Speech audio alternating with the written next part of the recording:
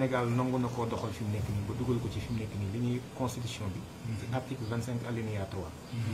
dañoo wax ne tout citoyen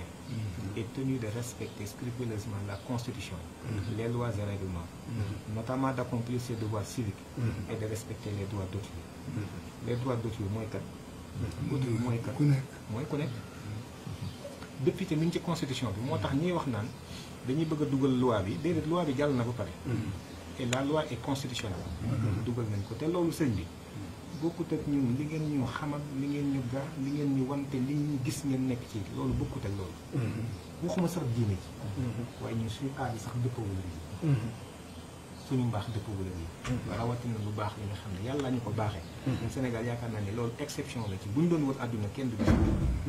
xaw ma ñu njëkk de waaye kenn gënuñu mag ñu mujj loolu nag ñun patrimoine la leg la boo xam ne jalousement lañ koy gàtt ndax moo ñu gën a rek ñii réew mi mel tey jii lii rek moo ko defee loolu nag sëñ bi am leneen lu ci dolli ko ginnaaw xam ne ni réew mi lii ko toll tey jii may incarné loolu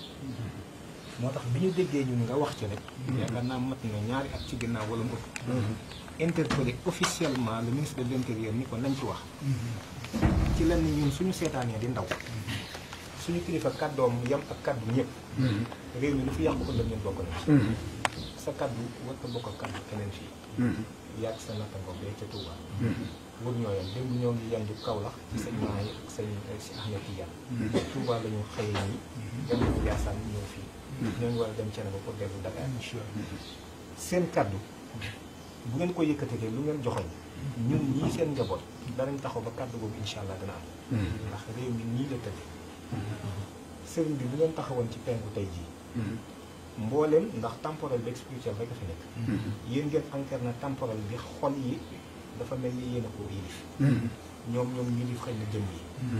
suñu wootee woon ñoom ñu taxaw ci soow bu ngeen nekk ci penku